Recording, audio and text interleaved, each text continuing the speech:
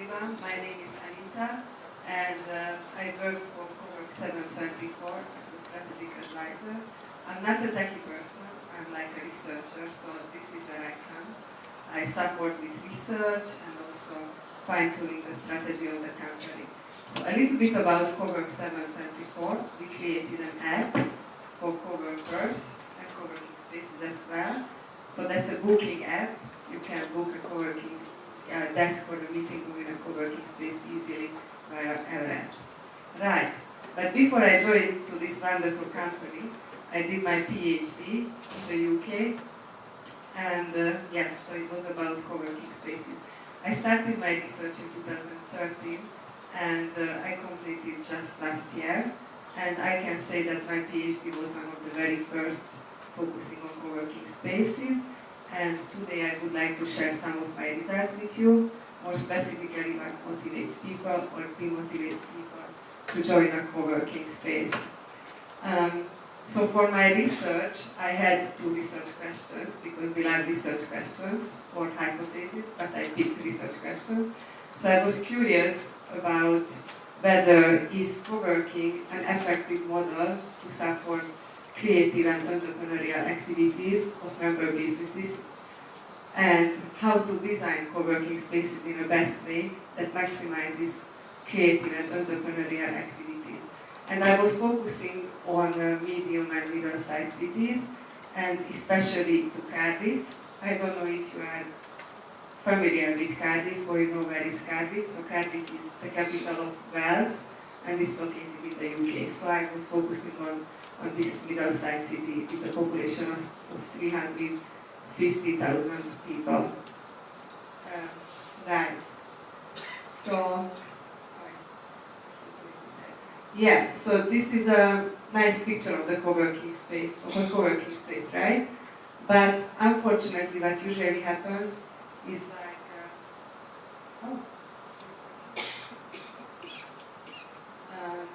so what happens is usually it's based on research, half of your people at least will belong to a different co-working space in a year, right?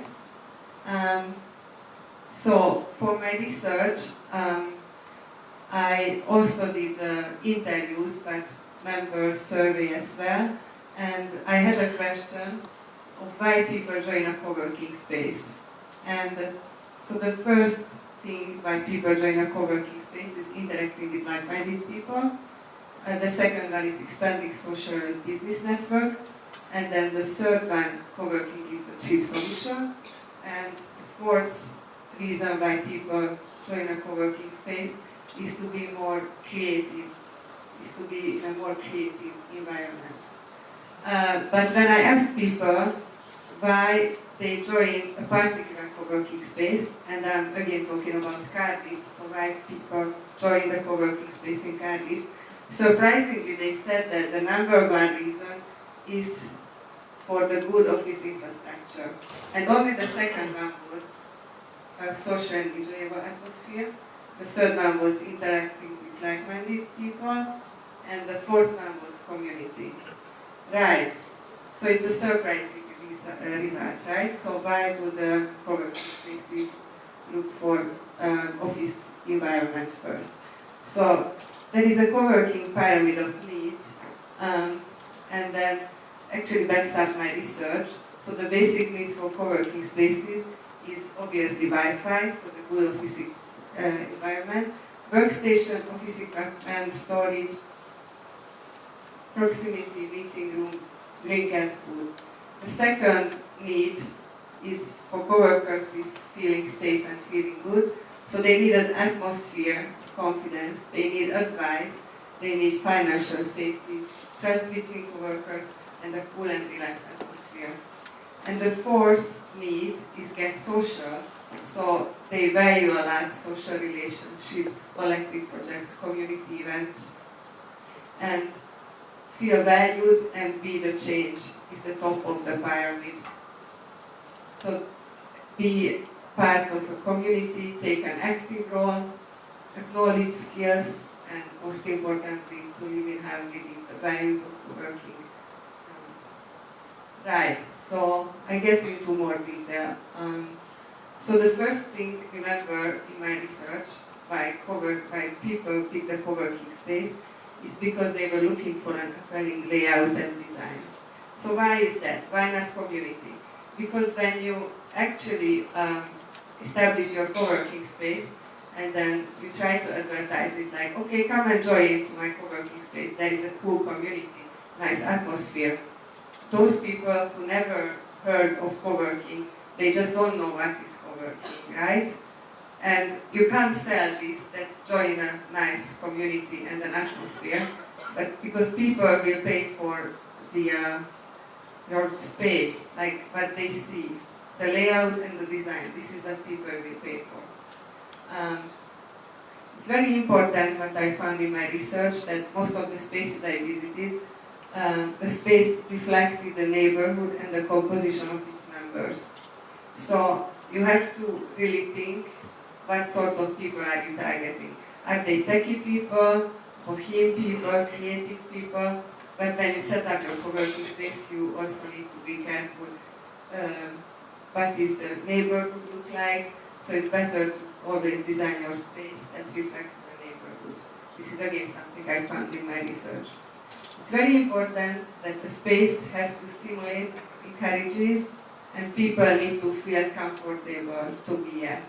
It has to be comfortable, cozy, professional as well, but not too professional, not too cozy, so you have to find the right balance when you are designing a co-working space. The other important thing is that people in your space need different areas for different activities. So when you create your co-working space, you need to offer a wide variety of spatial layouts dedicated to different activities. So we talk about open offices, dedicated desk or flexi desk. We talk about meeting rooms, phone booths where people get a little bit of privacy. And the cafeteria is also very important because that's the space where people usually bump into each other and have little tiny chats with each other. So this is my golden rule for space design, and this reflects back what I just said about creating different areas for different activities. Because when people try to be creative, they follow different behaviors and they need different spaces for that. So the second one was the enjoyable atmosphere, but how can you create this atmosphere? So this is a statement from one of the co-workers I talked to. There is always something going on, or someone's doing something totally different, thing that makes your day interesting.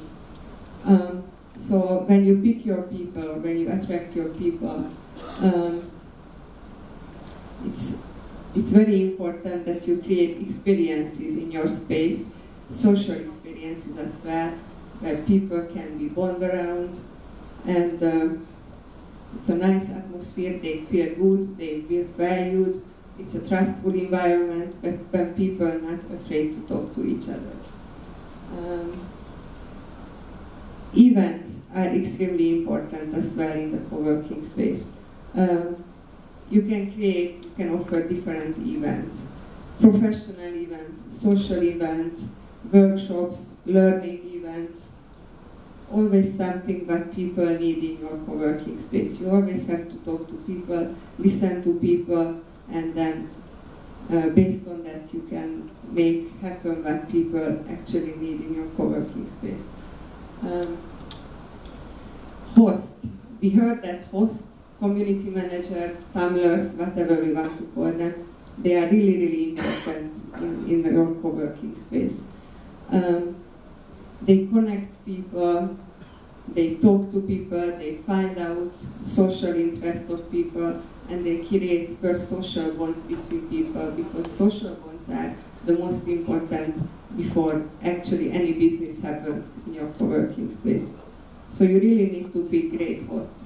Like I visited co-working spaces where the hosts were not very nice, not very welcoming, and it had a huge effect on the whole community. and then people just started to leave the space because they didn't feel that that space can give them trust and provide a nice atmosphere when they can be themselves. Community is extremely important, and it relates back to the atmosphere of the space. Celebrating happy accidents. This is a serendipity map. I took a photo in one of the co-working spaces. If you show to people what connections has been created in your space, that also gives them comfort, and then they can see that they achieve success, who achieve success in the space, and it's also give them a good comfort feeling, and then they can be creative, passionate, and they can do their work in a more productive way. Creating opportunities and increasing awareness, it's also very important in a co-working space. So I took this photo in one of the co-working spaces in America I visited. So these are information boards. You can see that in which area, who is in, and that also helps you to actually purposefully find the people, the person who you want to talk. And then you can also check the experience people has, the background people has, and then it's always much easier to talk to someone if you are familiar with the person. Right, so part of my research was also find out what demotivates people to join a co-working space. And so first I focused on the co-workers' motivation, and I didn't tell at the beginning, but I surveyed like 89 people in my questionnaire, and then the other part of the survey was focused on location-independent professionals and home-based businesses, and finding out why they never be regular members of co-working space. So when I talked to people, they said many reasons why they don't want to choose a co-working space. No value of doing, no need it, so I can work wherever. Usually that's home or a friend's place, maybe a coffee shop. Doesn't appeal to me. The beauty of my job is not having a formal working pattern. Concern about the cost, and also the location was mentioned, that they didn't have any co-working space close to their home. So this is again very important demotivational factors for people who don't want to choose a co-working space or don't want to be in a co-working space.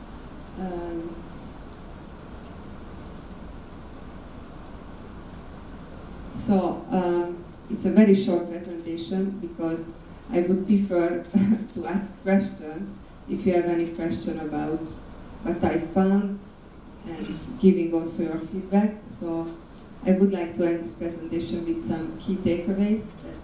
You have to be careful because every culture is different, and then you cannot copy existing co-working space models. So you have to actually think about what fits to your culture, what fits to your city, and then based on that you can decide what sort of approach you will create or what sort of model or co-working space you would like to set up. And what is very important that you have to approach people with a problem they know they have, because if you create something that people doesn't need, then people are not going to use your co-working space. Very important to shape your offer based on what sort of people you want to get into your space. You always have to listen to them, talk to them, find out what they want, and based on that you can create a cool offer for them. And you have to always adjust the layout and the design based on what your people need. I see co-working spaces, I followed them from the start, and I could see the change what they went through. Like for when they opened, they only had a huge open space with a few meeting rooms, but then they realized that people need some private phone booths, so they created that. They created the coffee, the lounge area where people could meet freely and just talk to each other. So it's very, very important to always to listen to your people and based on that create what they need. And so hire a good host, a good person who create connections, encourages, inspire and motivates people. And diversity is cool, but you don't have to be afraid of being a sector-specific space. If you want to do that, those spaces work, and certainly there are people who would want to join a sector-specific space.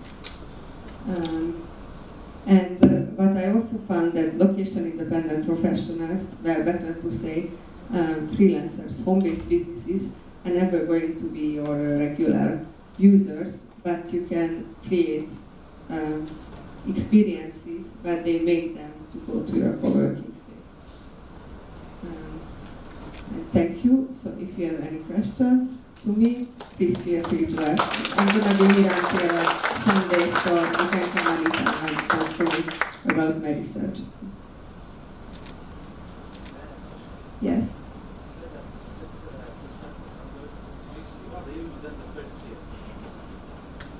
You mentioned that 56% of members will leave within the first year. What are the main reasons for that? The main reasons, you said. Yeah, because people are leaving co-working spaces because their needs are changing, they outgrow the co-working space, or they just don't like something about the co-working space. And basically these are the main reasons why people leave. It is, yes. So that's the stat. So more than half of your people will leave the space. Yes.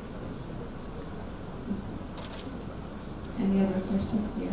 So you did a survey of a lot of reasonable people that are able to work. Mark. Sorry.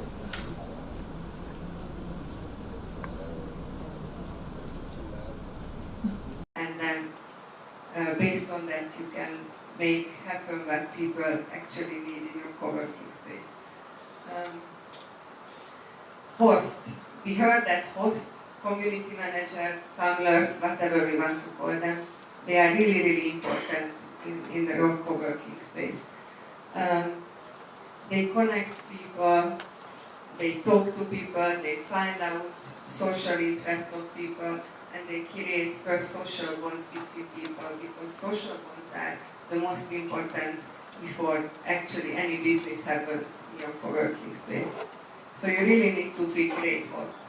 Like I visited co-working spaces where the hosts were not very nice, not very welcoming, and it had a huge effect on the whole community. And then people just started to leave the space because they didn't feel that that space can give them trust and provide a nice atmosphere when they can be themselves. Community is extremely important, and it relates back to the atmosphere of the space. Celebrating happy accidents. This is a serendipity map. I took a photo in one of the co-working spaces. If you show to people what connections has been created in your space, that also gives them comfort, and then they can see that they achieve success, who achieve success in the space, and it also gives them a good comfort feeling, and then they can be creative, passionate, and they can do their work in a more productive way. Creating opportunities and increasing awareness, it's also very important in a co-working space. So I took this photo in one of the co-working spaces in America I visited. So these are information boards. You can see that in which area, who is in, and then also helps you to actually purposely find the people, the person who you want to talk. And then you can also check the experience people has, the background people has, and then it's always much easier to talk to someone if you are familiar with the person. Right, so part of my research was also find out what demotivates people to join a co-working space. And so first I focused on the co-workers' motivation, and I didn't tell at the beginning, but I surveyed like 89 people in my questionnaire, and then the other part of the survey was focused on location-independent professionals and home-based businesses, and finding out why they never be regular members of co-working space. So when I talked to people, they said many reasons why they don't want to choose a co-working space. No value of doing, no need it, so I can work wherever. Usually that's home or a friend's place, maybe a coffee shop. Doesn't appeal to me. The beauty of my job is not having a formal working pattern. Concern about the cost, and also the location was mentioned, that they didn't have any co-working space close to their home. So this is again very important demotivational factors for people who don't want to choose a co-working space, or don't want to be in a co-working space.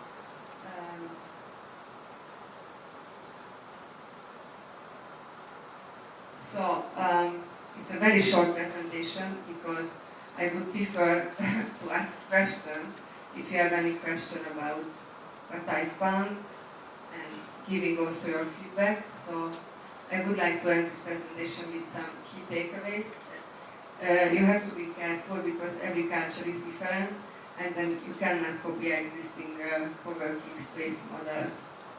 So you have to actually think about what fits to your culture, what fits to your city, and then based on that you can decide what sort of approach you will create, or what sort of model of co-working space you would like to set up. And what is very important that you have to approach people with a problem they know they have, because if you create something that people doesn't need, then people are not going to use your co-working space.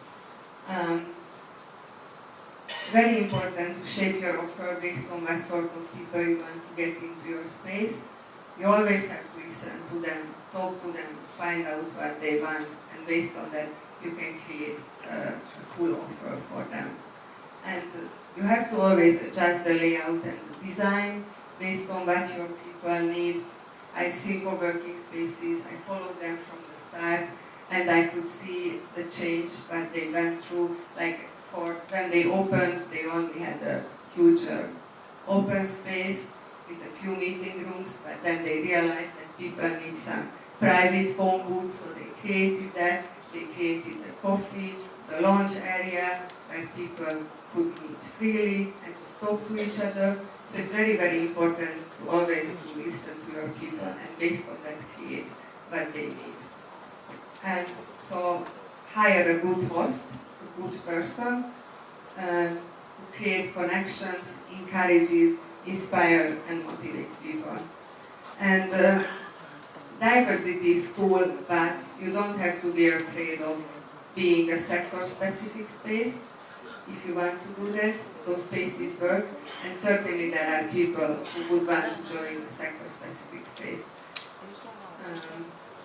And what I also found that location-independent professionals, better to say, freelancers, home-based businesses, are never going to be your regular users, but you can create experiences that they make them to go to your co-working space. Thank you. So if you have any questions to me, please feel free to ask. I'm going to be here until Sunday, so you can come and talk to me about my research. Yes?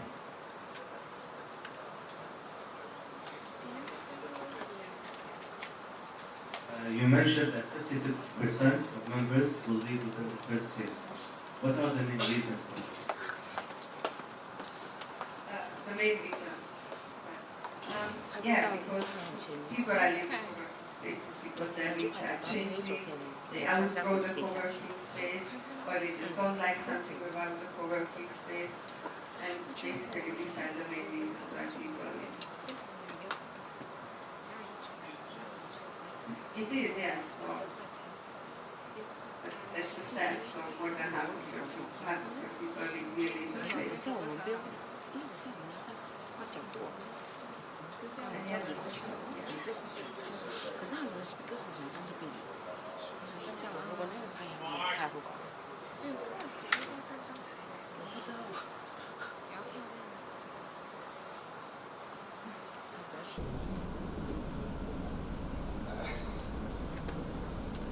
In your survey, you said that you asked. Hello. Oh, wow. That is so much better. In your survey, you said you spoke to a lot of people that were able to co-work because they were able to work location independent, but preferred to work in their room or in a cafe. Did you study, in terms of the sales pitches that we have, in terms of, yes, we have diversity of spaces that appeal to different people, and these are the benefits of the community that we have. Did you study which pitch to these people that aren't currently engaging with our community could actually be sold? You know, what was the most effective way to sell people that aren't interested in co-working on some of the benefits to them? Do you know which factors would be most likely to convert them into a customer? Yeah, so I studied also that aspect. Like I was talking to many location independent professionals and home-based businesses why they don't use co-working spaces. It was quite difficult to find them. Like I used to go to coffee shops or freelance meetups or events usually, and that was the time when I talked to people. And so, especially in Cardiff, at that time, there was only 2 co-working spaces, so in 2013 when I started my research. And so some people didn't find the offer of those co-working spaces appealing to them, and just didn't fit their personality or their type of business. And yeah, basically, that was most of the things they mentioned that they didn't like. That answered your question? So my question is kind of, did you after then follow up and test them on what kind of pitches could be made that would appeal to them to convert them into, yeah, or they just completely closed down and said they're not interested? Yeah, well, I closed down then, I didn't follow up. Okay. Because basically I wanted to find out where are those people and why they don't go. They also told me some ideas why they would go to the co-working space, if the co-working space would offer that, like very flexible passes, like time for collaboration passes when they can go to a co-working space for a few hours to collaborate with people, or also if a co-working space has a desktop that has like some special software they need their work that also attracts them to the co-working space for a few hours. So they told me a few of these ideas that would make them to go. So thank you. Any other questions? Yes?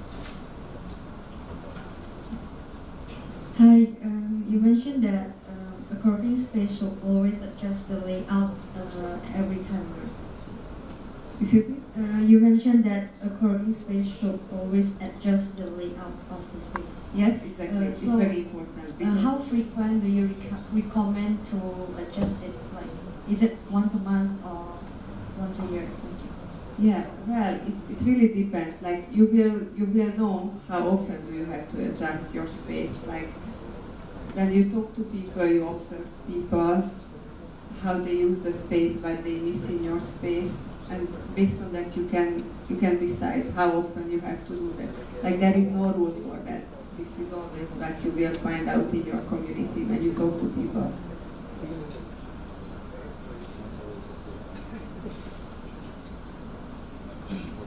Any other questions? No? Okay. Then thank you very much.